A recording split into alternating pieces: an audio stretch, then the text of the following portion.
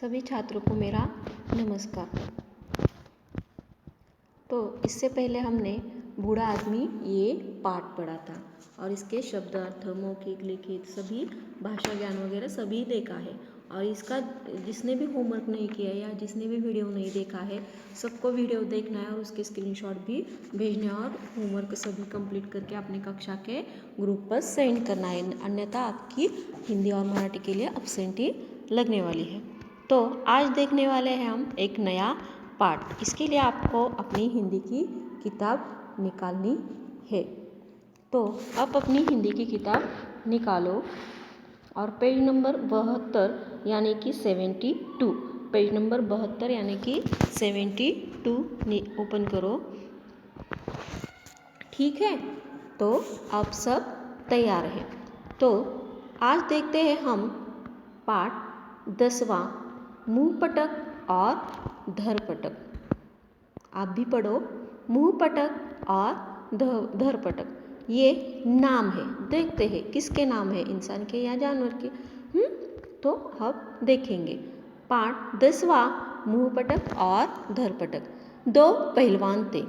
देखो ये नाम किसके हैं, पहलवान के थे। मुंहपटक और धरपटक। मुंहपटक पहलवान की बड़ी चर्चा थी। किसकी चर्चा थी, मुंहपटक पहलवान की थी, है ना। उसके जैसा शेखीबाज पहलवान कोई नहीं था। उसके जैसा शेखीबाज पहलवान कोई भी नहीं था, यानी कि बढ़ चढ़कर बातें करने वाला उसे क्या कहते हैं, शेखीबाज। बढ़कर चढ़कर, वो हमेशा बढ़ चढ़कर बातें करता था, यानी कि जो बात है उसे बढ़ाकर बोलता था।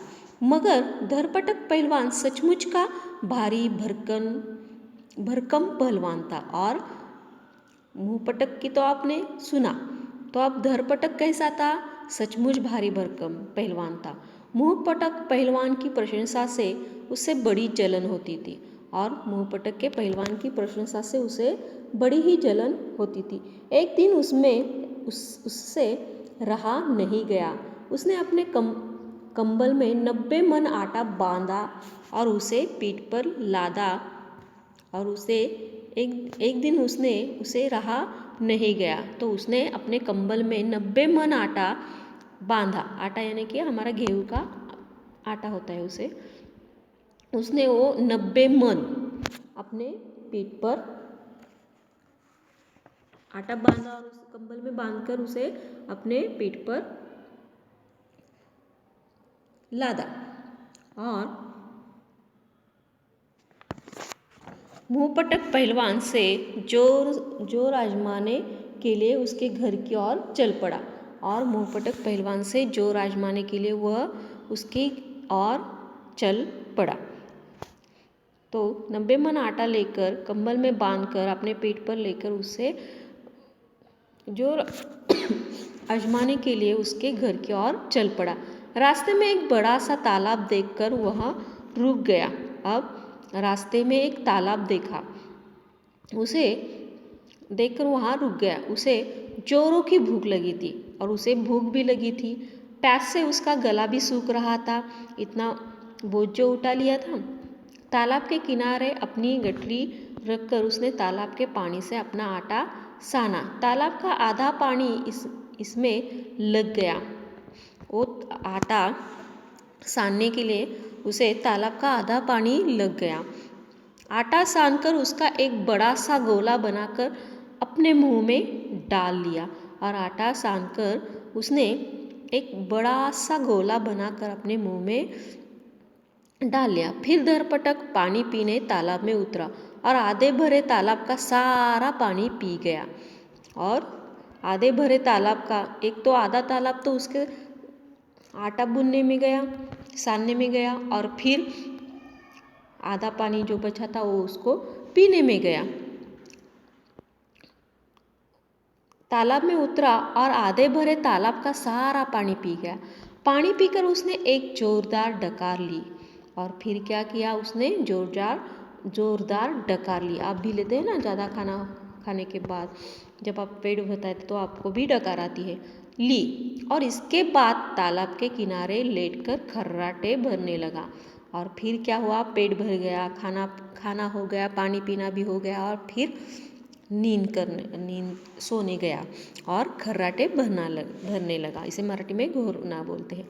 उस तालाब में रोज एक हाथी आकर पानी पीता था और उसी तालाब में एक हाथी आकर पानी पीता था। थोड़ी ही देर बाद वह पानी पीने आया।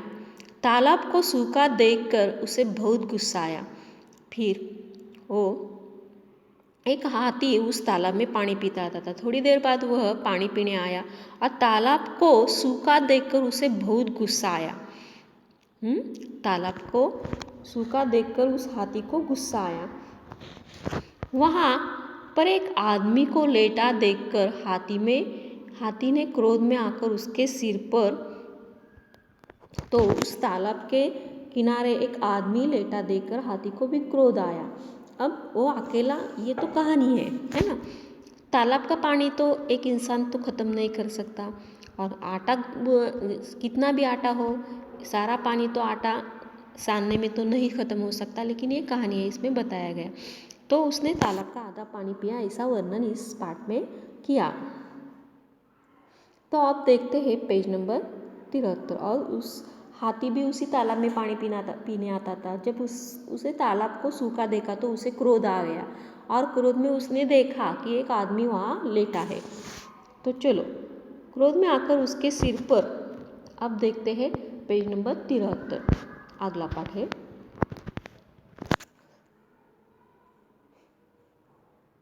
अपना भारी भरकम पैर रख दिया। पैर रखते ही धरपटक पहलवान की नींद टूट गई। उसने अपने पास एक हाथी को खड़े देखा तो खींचते हुए कहा, अरे अगर तुम मेरा सिर ही दबाना चाहते हो तो जरा ढंग से तो दबाओ। जब उस हाथी ने क्रोध में आकर उस मुंहपटक के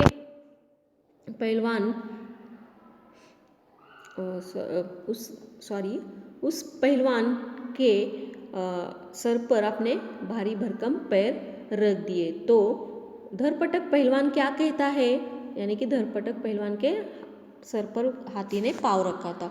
तो धरपटक पहलवान क्या कहता है, अरे तुम्हें मेरा सिर ही दबाना चाहते हो तो जरा ढंग से तो दबाओ। ऐसा धरपटक उस हाथी को कहता है। धरपटक पहलवान की बात सुनकर हाथी को और गुस्सा आ गया। पहले से ही वो गुस्सा हो गया था, क्रोधित हो गया था उस धरपटक पहलवान पर। उसे प्यास लगी थी और उसे पानी तो नहीं था हाथी के लिए, उसका सारा तालाब सूख गया था। वह उसे अपनी सूंड में लपेटकर उछालने जा रहा था। तो हाथी को और भी गुस्सा आ गया। तो क्या करने जा रहा था धरपटक को, अपने सूंड में लपेटकर उछलने जा ही रहा था कि धरपटक पहलवान ने फुर्ती से उठकर उस हाथी को पकड़कर अपने झोले में डाल लिया। तो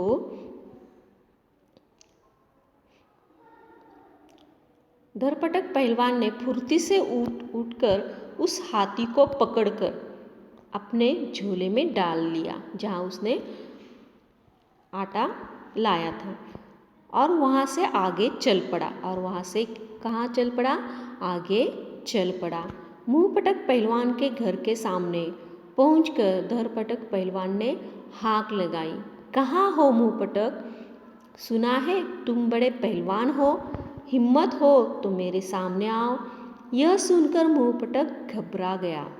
डर के मारे वह अपने घर के पिछले दरवाजे से निकल जंगल में जाकर छिप गया।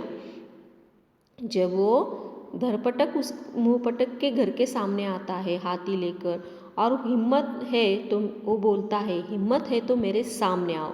अब धरपटक की यह बातें सुनकर मुंहपटक घबरा गया। डर के मारे वह अपने घर के पिछले दरवाजे से, यानी कि घर के पिछले दरवाजे से वो कहाँ गया, मुंहपटक जंगल में जाकर छिप गया। मुंहपटक की पत्नी ने बाहर आकर कहा, जी वो तो घर पर नहीं है, कोई पहाड़ टहलने गए हैं। तो उसकी पत्नी कहती है कि वो घर पर नहीं है, वो तो पहाड़ टहलने गए हैं। धरपटक ने झोले से हाथी को निकालकर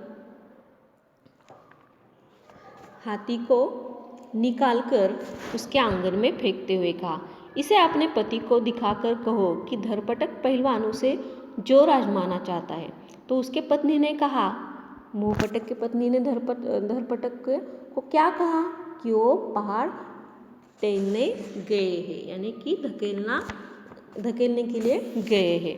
तो धरपटक क्या कहता है उस मुंहपटक के पत्नी को कि उस झोले से हाथी को निकाल कर कहता है कि अपने पति को कहो कि धरपटक पहलवान उससे जोर आजमाना चाहता है, यानी कि उससे कुश्ती करना चाहता है, तो कहो, ऐसा वो बोलता है। देखो यहाँ है, उसने हाथी को उठाया है, अपने झोले में डाला, ये हाथी है, वो उसके सिर पर पाँव रखता है धरपटक के, है ना। तो वो हाथी को क्या बोलता है, अरे तुम्हें सिर ही दबाना है मेरा, तो ज़रा ढंग से दबाओ। तो हाथी भी फिर गुस्सा हो जाता है ज़्यादा ही, और तब वो धरपटक उसे पकड़कर अपने झोले में डाल देता है और मुंहपटक के घर पर जाता है। तो इसका अगला पार्ट हम अगले वीडियो में देखेंगे।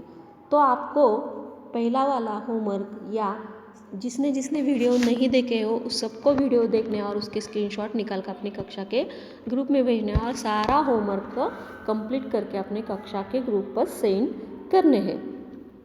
और जो भी वीडियो नहीं देखेगा उसकी एब्सेंटी हिंदी मराठी के लिए लगेगी, और होमवर्क भी जिस दिन दिया गया है उसी दिन कंप्लीट करके अपने कक्षा के ग्रुप पर सेंड करना ही है। तो फिर मिलते हैं अगले वीडियो में अगले पढ़ाई के साथ। तब तक के लिए सभी छात्रों को मेरा धन्यवाद।